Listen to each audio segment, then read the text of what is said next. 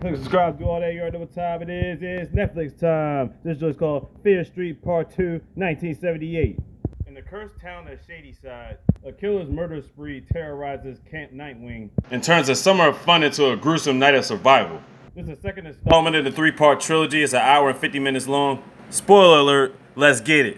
So when we last left off, Sam was being possessed, and Dina was going to do everything in her power to free her from this curse. So now we go to this lady named C. Berman. She was the one that Dina tried to call earlier in the first movie, but then she made a call to her towards the end of the movie, letting her know that this nightmare is not going to be over. As she's sitting at her table drinking Jack and eating mac and cheese. Later on she tries to take a nap, but hears a knock at the door. Then she sees somebody trying to crawl through a window. She catches the perpetrator, but it ends up being Dina. I don't know if she didn't hear the front door or whatever. So she takes her out to the car, and she's got Sam wrapped around the telephone cord popping in the trunk. And Dina tells her the situation, knowing that C. Berman is the only one to survive this. She needs her help. Reluctantly, she helps them. First, she gotta tell the story about what happened at Camp Nightwing and how her sister died. So it started off with Ziggy running around in the woods, but she ends up getting caught by these group of girls. More specifically, this chick named Sheila. More specifically, Sheila was about to burn her alive, but everybody else was like, "No, you're taking it too far." Now, at first they was blaming her on being a witch, but they say they originally caught her stealing money. Then she has a one-on-one conversation with Nick. That's right, that's Nick before he was young, before he became an officer. Next we have somebody cleaning the mold off of the commodes. It's Ziggy's sister Cindy and her boyfriend Tommy. They start getting all lovey-dovey for a minute. Then all of a sudden Cindy heard some screaming. Turns out she heard her former best friend Alice and her boyfriend getting it on. And she just looks horrified. The situation with Cindy is that she snitched on Alice about something. And Alice is tired of her being some type of prude. Because she wants to get out of Shadyside, you know what I'm saying? She wants to get away from this cursed town and live a higher life.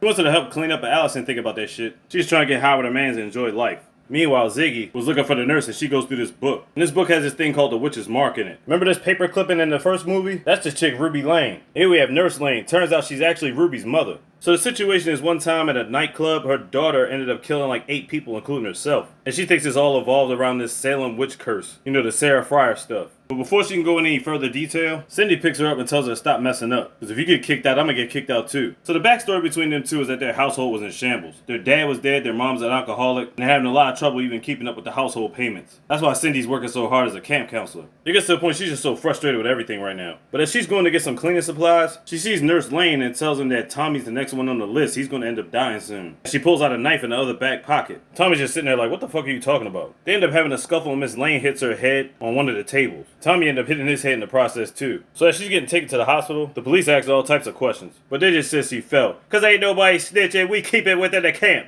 Then the whole camp is getting ready for this activity called the Color War. And it's basically the Sunnyvale community versus the Shadyside community. I swear these niggas beef like the Hatfields and McCoys. Anyway, you got Stan over here leading the troops. On the other side, you got this Shadyside chick. She trying to get that Stan on the low. Then we got more beef between the sisters. Then it's back to the captains commanding the war. As Tommy's getting his troops prepared, he's feeling a little bit woozy again. But Cindy's there to take care of him and make sure he's good. Later on back in the cabin, Cindy finds some drugs. And because they don't believe in the curse, they think Nurse Lane is crazy. So she just go turn those into the police to get some help. I'm like, what are you snitching for? The police ain't gonna do you no good. But if she was really gonna snitch, she would have told him the story back then. So anyway, Cindy, Thomas, Alice, and her boyfriend all get together once they find the book. And they want to go exploring on the map to find out about this curse once and for all. Meanwhile, Ziggy's room got graffitied. She knows Sheila did it, so she recruited Nick to get some payback. Meanwhile, a crew goes into the woods and they find a stairway to the tunnel. They go inside and they find this cave to all this satanic stuff. While that's going on, Tommy's in a whole new world of his own, not even paying attention to what anybody's doing at this point. Then they see all these names carved in the stone. Crazy thing is at the bottom of the list is the name of Tommy. Then we see Tommy's got this crazy ass look in his eye. Next thing you know, Tommy picks up an axe. He's looking at Alice's boyfriend and just starts swiping at him. I'm like, oh shit, yo.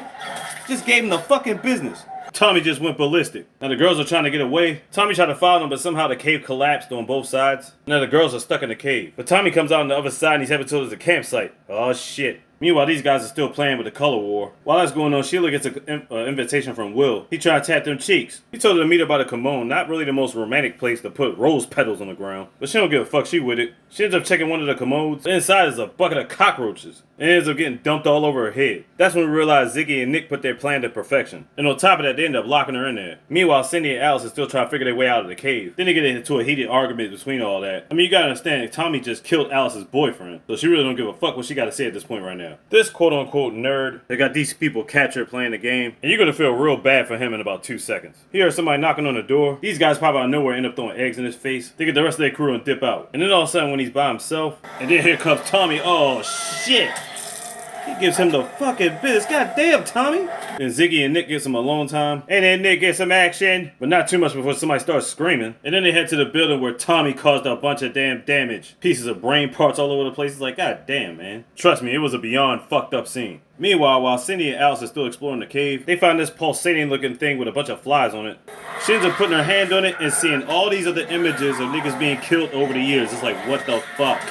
At this point, Alice starts freaking out. She starts seeing visions of people without eyes. Then she trips into a ravine, then breaks her leg. Oh, that shit's coming out the bone. God damn. Back at the spot, Nick's going to look for anybody else, but he wants Ziggy to stay there. He doesn't want her to get hurt, nothing like that. But after he left, Ziggy realized that Sheila was still locked in a commode, so she went on ahead to go get her. On the other side of camp, the hippie chick is giving Stan the business. He don't know what to do with himself. They represent different sides, so he like, man, don't be telling nobody we did nothing. She said, just admit that Shadyside chicks are better. He like, man, I ain't admitting shit. It was a funny little line. So as she gets dressed to smoke, she notices Stan hasn't came back in a while. So she goes to walk towards the door and notices that the door is wide open. Man, that can't be good. So she turns back around. Oh shit.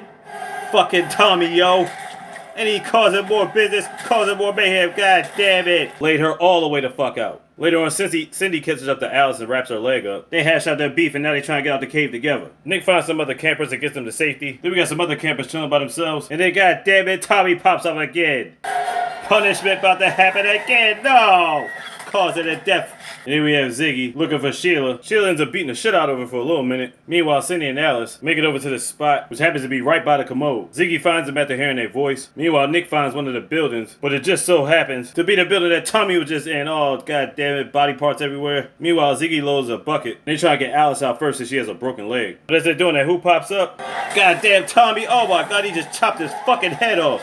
Now, how the hell that guy's body fell through that small-ass commode with ease, I have no idea. Ziggy somehow gets it away and makes it to Nick. But they can't go nowhere because Tommy just popped up. Then Tommy pulls out a snake in the lab to let it loose so he can go get his prey. It's crawling all over them, what the fuck? Tommy finds Ziggy and grabs her, oh shit. Right before he swipes at her, Nick pushes Ziggy out the way and he ends up cutting his leg. But he doesn't do anything else to Nick because he turns his attention towards the Ziggy. Then they start getting information on the book and find out the mess hall is right around the corner if they're by the commode. Now apparently Nick earlier called the buses to try to get everybody up out of there, but the buses just pulled off, so now all of them are just stuck. So at one point Alice's nose started bleeding, so you're thinking to yourself, either she's the next to go, or she's close to something that belongs to Sarah Fear. Well, anyway, Cindy finds this girder that leads straight to the mess hall, but it's pretty much sealed shut. She's going to kick that shit open. And at the same time, Ziggy just entered it. And right behind her, here comes Tommy. He's chopping up the doors trying to find Ziggy. Ziggy tried to attack her from behind, but she ends up getting choked out. Then she tried to choke him out, wrapping a bag over his head. Then as he flipped her over, the bag sticks to his head, and that's where we get the revelation. He was the third person in the first movie that was chasing after Dina, Josh, and everybody else. So Ryan was the one in the skull mask. Ruby's the one that sings before she kills somebody.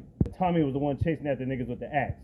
So there you go. Clarification, nigga. But then out of nowhere, Cindy finally breaks the girder open and stabs Tommy in his fucking chest with a knife and lays him the fuck out, done deal dead, right? Then Alice finds her way out and she tells Cindy that she found something. When she was digging under the rocks, she found a hand. That's right. That is Sarah Fire's hand. So basically their plan is to find the rest of her body and put her hand with it, and hopefully it'll stop all this madness. So to their knowledge, Sarah's body is by the tree that Ziggy was about to get hung from earlier in the movie. Then all of a sudden Ziggy's nose starts bleeding and her blood gets on the hand. Oh shit.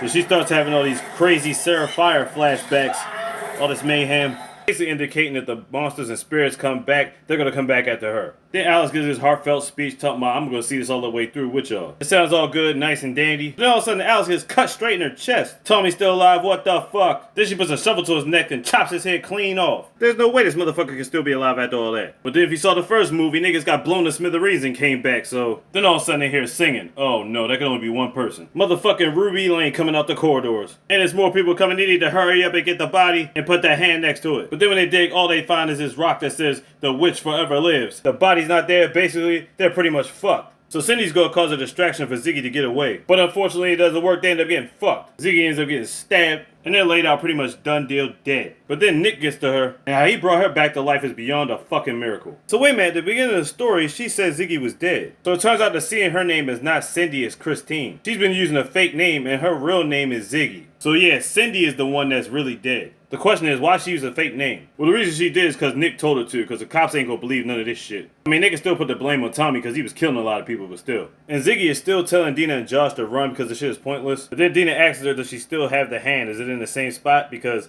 we found the body. So the goal is now to unite her hand with her body. Hopefully the curse will be broken. So it turns out the mall was built over that same tree. So it makes sense how the first killing in the first movie started off in the mall. So they found the hand. She takes it over to Sarah Fire's grave site, puts the hand with her body. Next thing you know, it goes into acid trip mode with Sarah Fire again. And all of a sudden, she's back in 1666. She looks in the water, and that's right. She is now officially Sarah Fire. What in all of the fuck? All I can say is, man, this joint is crazy. Fear Street Part 2, 1978 on Netflix. Check it out. Like, subscribe, do all that. You don't know the top of this. Look easy, all the easy, mister. Oh, big. Could you have that slogan?